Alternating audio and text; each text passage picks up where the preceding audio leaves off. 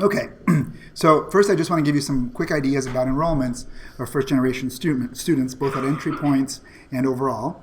And this is to just give you a general sense of the percentage of students.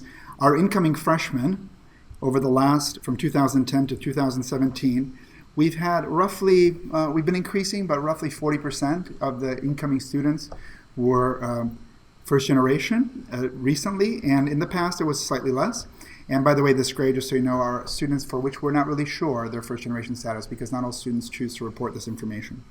Transfer students, we see a slightly larger percentage of students coming in that are first generation. And this pattern then holds in our overall student population. As you can see here, our overall freshman population is now going past 20,000. And our transfer population. You might ask, what are these sawtooth patterns? That's just the natural pattern of new students coming in and students graduating, so they're not enrolled because a certain group leaves and the curve goes down, but it's compensated in part by the new students coming in. So that's why we see that sawtooth pattern. So overall, a large percentage of our students are first generation, and in our transfer population, we're looking at more than 50%, okay, our first generation students. So something good to just keep in mind as an overall background for the rest of the data that I'll be showing you. So let's look a little bit about retention by group. This is a graph that shows over time the percentage of students in a particular cohort that are retained. You'll see here 100%, 90%, 80%. And this looks at the retention numbers in the start of the fourth quarter, the seventh quarter, the 10th quarter. So second year, third year, fourth year. And these groups that you see here are female non-first generation, male non-first generation, female first generation, and male first generation. So the thing you see right away is that freshman entry first generation students are less likely to be retained, especially males. So we're looking here at about 81% being retained into their fourth year. And we see that we have a pretty substantial loss happening, but it's for the males, it's fairly gradual. For the females, if they're retained into the third year, not too many more leave. We see a slightly different pattern for our transfer students, where basically all four groups are bunched together. But we do see that even in their beginning and second year, that we are still losing students that by their third year of them being here, we're somewhere in the 93, 94% of them being retained. Now that's good. This transfer entry first generation students are very much similar compared to whether they're male, female, non-first generation or first generation. But there is a greater loss over these 2 years compared to people that make it to the junior year. So if we go back real quick and we just look at the people that made it to their junior year, what's the loss from here to here? We see that actually for most groups, our transfer students are being lost at a little bit greater rate comparing juniors to juniors. Okay? Any questions about that at this point? Now, we also started to look at by discipline or division.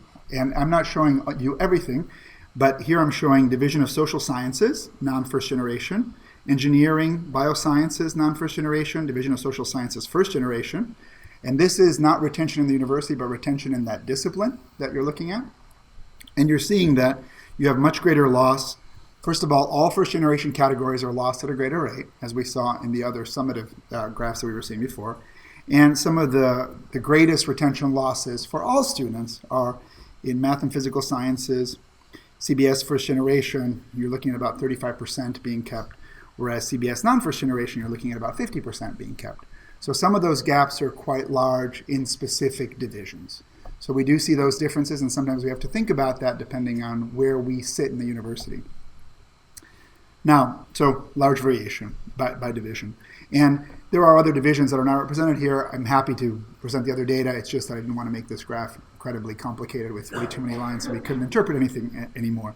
But we do see that there are differences. So when we think about GPA, what's really happening to our first generation students? So if I just look across all the courses that the students between academic year 2014 and 2017 have taken, I get non-first generation students coming out with an overall average, and by the way, the size of the circle here is the number of students represented by that group. In our transfer population, I see an overall grade of 3.2, and I see an overall first generation average grade of more like 2.97. So we do see a substantial gap there. which is much lower gap-wise in terms of our transfer population, but overall the whole transfer population is suppressed in their GPAs at our university. So that's something we see for all courses. And we're very interested in what happens in their intro courses. And we see an even much greater pattern with much greater gaps. I've taken 5 large introductory courses that bridge STEM and non-STEM, just to give you a sense of what this looks like. But these are 5 of our largest enrollment courses at the university. And we see not as pretty a picture here for our transfer population, where we see a very substantial gap of almost half a GPA average for students that have taken those 5 courses. And we see our transfer students, if they're taking these early introductory courses, they're doing even worse. You see the dots are small because they're coming in as juniors taking a course that normally they would have taken in their first year. So that population is not really a fair comparison looking at that population. But I just wanted to, for the sake of simplicity here, to show you that combination. So we do see these substantial gaps, and this is part of the reason why we tend to focus a lot on the large introductory courses and the effects they have on the different populations at our university, because that's where the biggest impact happens. One thing that you don't see in this type of a graph is that in these results, a lot of the first-generation students that weren't doing so well here have left. So they're not even represented in that graph anymore to the same level as the other students that have been retained. So it's important to think about what's happening to them in their initial first-year experiences. Now, I want to just mention intersectionality because it's something that we often don't talk about, and that is how a variety of factors that interplay with FirstGen affect these outcomes. So what I've done here is I'm just keeping the 5 large courses to give you a sense. Here's the data that you saw before, the large courses for freshmen only. And then I'm going through and showing you some subgroups that are not first-generation students. This is the group that is not first-generation, not minority, not low income. Okay? We call those not triples because there'll also be a group that has all 3 of those characteristics. This is the group that's only low income, only minority, so the other factors are not true.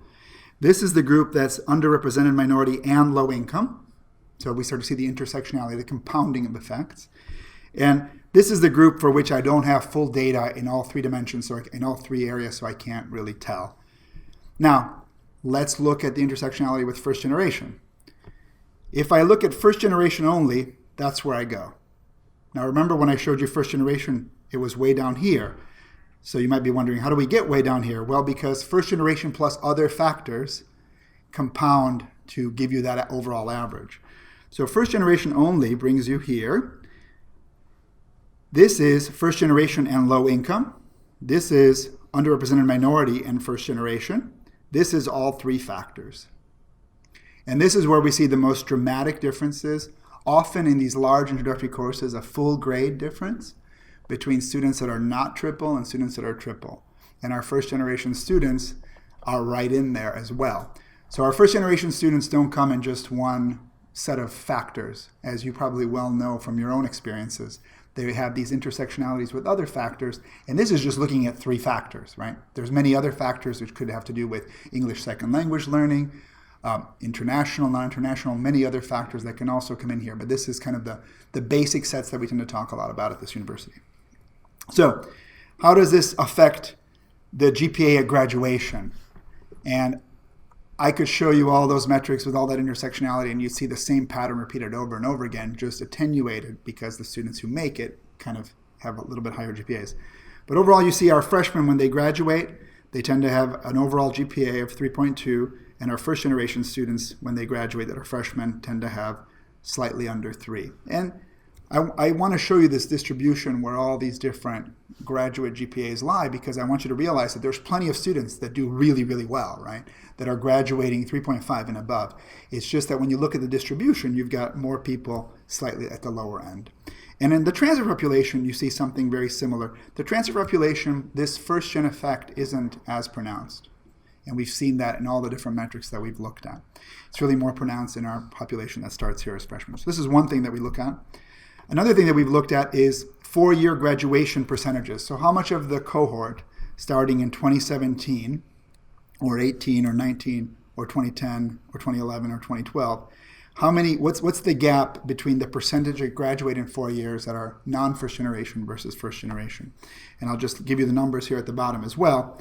But you can see we are improving. Okay, the gap is getting smaller. So that's a good thing. It's working well. And 5-year grads, the gap is smaller. And 6 years grad, the gap is even smaller. But the gap is still there. And if I were to break this out by people who are purely only first generation and not low income and not underrepresented minority, you'd see that gap be even smaller, just a couple of percentages by the time you get to the 6-year mark. But the moment you add those other factors, this is where you end up being. So this is to give us a sense that things are improving, but there's still a gap that we still have work to do on. And one of the things we're trying to do is to make some materials available, and this will be the last thing I want to share with you. We have these materials that we call just-in-time teaching materials, and it's on our website, and we'll be passing out links to this. But there is a section that's just about supporting first-generation students at our university.